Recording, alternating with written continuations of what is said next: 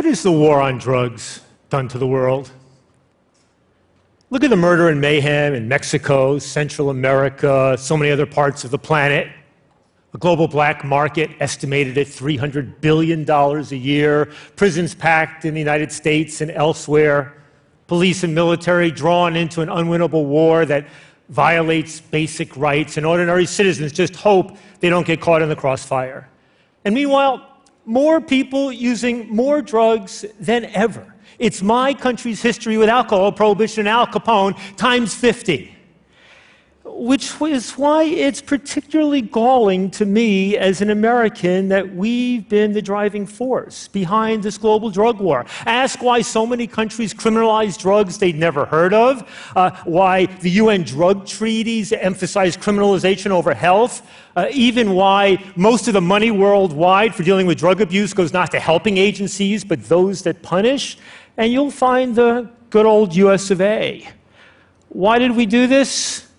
Some people, especially in Latin America, think it's not really about drugs. It's just a subterfuge for advancing the realpolitik interests of the US. But by and large, that's not it.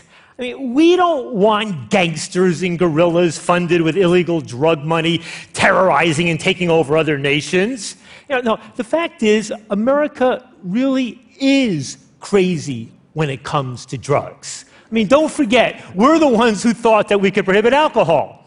So think about our global drug war not as any sort of rational policy, but as the international projection of a domestic psychosis. But here's the good news. Now it's the Russians leading the drug war, not us. Most politicians in my country want to roll back the drug war now, put fewer people behind bars, not more. And I'm proud to say, as an American, that we now lead the world in reforming marijuana policies. It's now legal for medical purposes in almost half our 50 states. Millions of people can purchase their marijuana, their medicine, in government-licensed dispensaries. And over half my fellow citizens now say it's time to legally regulate and tax marijuana more or less like alcohol. That's what Colorado and Washington are doing, and Uruguay, and others are sure to follow. So that's what I do, work to end the drug war. I think it all started growing up in a fairly religious, moral family, eldest son of a rabbi, going off to university where I smoked some marijuana, and I liked it. And I liked drinking too, but it was obvious that alcohol was really the more dangerous of the two, but my friends and I could get busted for smoking a joint. Now, that hypocrisy kept bugging me. So I wrote my PhD dissertation on international drug control. Right? I talked my way into the State Department, I got a security clearance, I interviewed hundreds of DEA and other law enforcement agents all around Europe and the Americas, and I'd ask them, what do you think the answer is? Well, in Latin America, they'd say to me, you can't really cut off the supply. The answer lies back in the US in cutting off the demand. So then I go back home and I talk to people involved in anti-drug efforts there, and they'd say, Ethan, you can't really cut off the demand. Answer lies over there, you gotta cut off the supply. Then I go and talk to the guys in customs trying to stop drugs at the borders, and they say, you're not gonna stop it here. The answer lies over there in cutting off supply and demand. And it hit me. Everybody involved in this thought the answer lay in that area about which they knew the least. So that's when I started reading everything I could about psychoactive drugs, the history, the science, the politics, all of it. And the more one read, the more it hit you how a thoughtful, enlightened, intelligent approach took you over here, whereas the politics and laws of my country was taking you over here. And that disparity struck me as this incredible intellectual and moral puzzle. There's probably never been a drug-free society. Virtually every society has ingested psychoactive substances to deal with pain, increase our energy, socialize, even commune with God. Right? Our desire to alter our consciousness may be as fundamental as our desires for food, companionship, and sex. So our true challenge is to learn how to live with drugs so they cause the least possible harm and, in some cases, the greatest possible benefit. I'll tell you something else I learned. That the reason some drugs are legal and others not has almost nothing to do with science or health or the relative risks of drugs, and almost everything to do with who uses and who is perceived to use particular drugs. You know, in the late 19th century, when most of the drugs that are now illegal were legal, the principal consumers of opiates in my country and others were middle-aged white women, using them to alleviate aches and pains when few other analgesics were available. And nobody thought about criminalizing it back then because nobody wanted to put grandma behind bars. But when hundreds of thousands of Chinese started showing up in my country, working hard on the railroads and the mines, and then kicking back in the evening just like they had in the old country with a few puffs on that opium pipe, that's when you saw the first drug prohibition laws in California and Nevada, driven by racist fears of Chinese transforming white women into opium-addicted sex slaves. The first cocaine prohibition laws, similarly prompted by racist fears of black men sniffing that white powder and forgetting their proper place in Southern society. And the first marijuana prohibition laws, all about fears of Mexican migrants in the West and the Southwest. And what was been true in my country is true in so many others as well, with both the origins of these laws and their implementation. Put it this way, and I exaggerate only slightly. If the principal smokers of cocaine were affluent older white men and the principal consumers of Viagra were poor young black men, then smokable cocaine would be easy to get with a prescription from your doctor, and selling Viagra would get you 5 to 10 years behind bars. I used to be a professor teaching about this. Now I'm an activist, a human rights activist. And what drives me is my shame at living in an otherwise great nation that has less than 5% of the world's population, but almost 25% of the world's incarcerated population. It's the people I meet who have lost someone they love to drug-related violence or prison or overdose or AIDS because our drug policies emphasize criminalization over health. It's good people who have lost their jobs, their homes, their freedom, even their children, to the state, not because they hurt anyone, but solely because they chose to use one drug instead of another. So, is legalization the answer? On that, I'm torn. 3 days a week, I think yes. 3 days a week, I think no. And on Sundays, I'm agnostic. But since today's Tuesday, let me just say that legally regulating and taxing most of the drugs that are now criminalized would radically reduce the crime, violence, corruption, and black markets, and the problems of adulterated and unregulated drugs, and improve public safety, and allow taxpayer resources to be devoted to more useful purposes.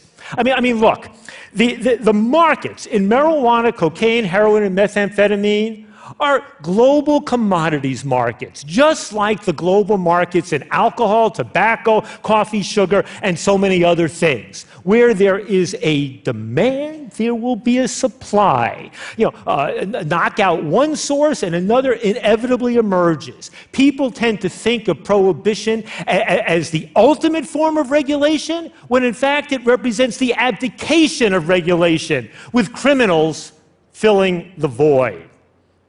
Which is why putting criminal laws and police front and center in trying to control a dynamic global commodities market is a recipe for disaster. And what we really need to do is to bring the underground drug markets as much as possible above ground and regulate them as intelligently as we can to minimize both the harms of drugs and the harms of prohibitionist policies. Now, with marijuana, that obviously means legally regulating and taxing it like alcohol. The benefits of doing so are enormous, the risk minimal. Will more people use marijuana? Maybe. But it's not going to be young people, because it's not going to be legalized for them, and quite frankly, they already have the best access to marijuana. right? I think it's going to be older people. It's going to be people in their 40s and 60s and 80s, who find they prefer a little marijuana to that drink in the evening or the sleeping pill, or that it helps with their arthritis or diabetes, or maybe helps spice up a long-term marriage. And that just might be a net public health benefit. As for the other drugs, look at Portugal, where nobody goes to jail for possessing drugs, and the government's made a serious commitment to treating addiction as a health issue. Look at Switzerland, Germany, Netherlands, Denmark, England, where people who have been addicted to heroin for many years and repeatedly tried to quit and failed can get pharmaceutical heroin and helping services in medical clinics. And the results are in. Illegal drug abuse and disease and overdoses and crime and arrests all go down, health and well-being improve, taxpayers benefit, and many drug users even put their addictions behind them. Look at New Zealand, which recently enacted a law allowing certain recreational drugs to be sold legally, provided their safety had been established. Look here in Brazil and some other countries where a remarkable psychoactive substance, ayahuasca, can be legally bought and consumed, provided it's done so within a religious context. Look in Bolivia and Peru, where all sorts of products made from the coca leaf, the source of cocaine, are sold legally over the counter with no apparent harm to people's public health. I mean, don't forget, Coca-Cola had cocaine in it until 1900. And so far as we know, is no more addictive than Coca-Cola is today. Conversely, think about cigarettes. Nothing can both hook you and kill you like cigarettes. When researchers ask heroin addicts, what's the toughest drug to quit? Most say cigarettes. Yet in my country and many others, half of all the people who've ever addicted to cigarettes have quit, without anyone being arrested or put in jail or sent to a quote-unquote treatment program by a prosecutor or judge. What did it were higher taxes and time and place restrictions on sale and use and effective anti-smoking campaigns. Now, could we reduce smoking even more by making it totally illegal? Probably. But just imagine the drug war nightmare that would result.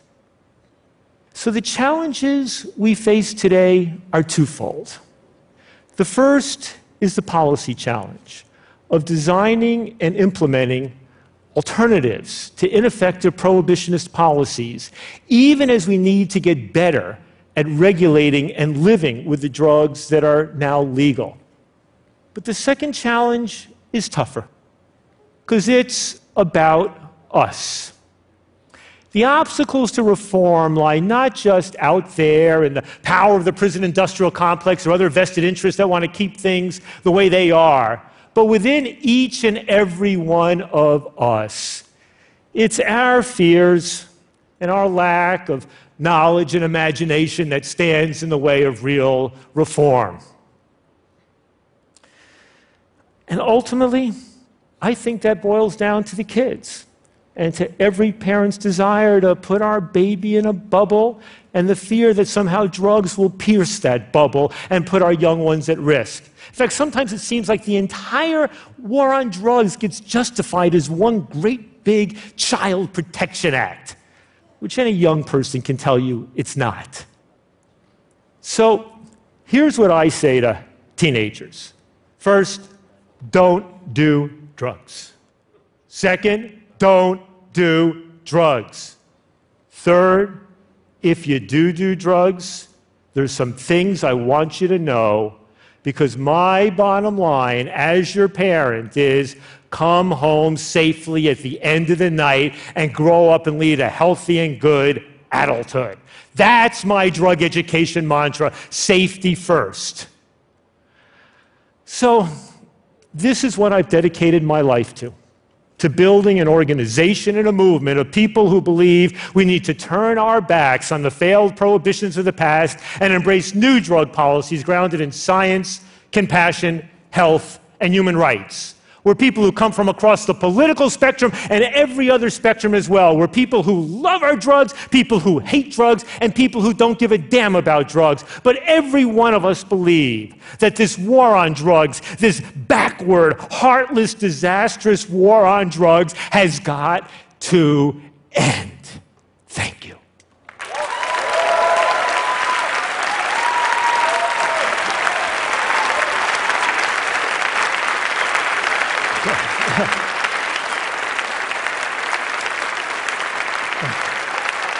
Thank you. Thank you. Thank you. Ethan, congrats. Quite the reaction. That was a powerful talk.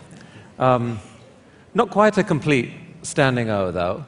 And I'm guessing that some people here, and maybe a few watching online, I don't know, maybe someone knows a teenager or a friend or whatever who got sick, maybe died from some drug overdose. I'm sure you've had these people approach you before. What do you say to them?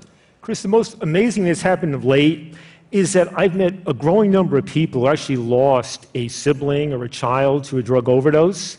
And 10 years ago, those people just wanted to say, let's line up all the drug dealers and shoot them, and that will solve it. And what they've come to understand is that the drug war did nothing to protect their kids. If anything, it made it more likely that those kids were put at risk. And so they're now becoming part of this drug policy reform movement. There's other people who have kids, one's addicted to alcohol, the other one's addicted to cocaine or heroin, and they ask themselves the question, why does this kid get to take one step at a time and try to get better, and that one's got to deal with jail and police and criminals all the time? So everybody's understanding the drug war is not protecting anybody. Certainly in the US, you've got political gridlock on most issues. I mean, is there any realistic chance of anything actually shifting on this issue in the next 5 years? I tell you, it's quite remarkable. I'm getting all these calls from journalists now who are saying to me, Ethan, it seems like the only two issues advancing politically in America right now are marijuana law reform and gay marriage. What are you doing right? And then you're looking at bipartisanship breaking out with actually Republicans in the Congress and state legislatures allowing bills to be enacted with majority Democratic support. So we've gone from being sort of the third rail, the most fearful issue of American politics, to becoming one of the most successful. Ethan, thank you so much for coming Chris, to Take thanks Global. so much. Thank you. Thank you.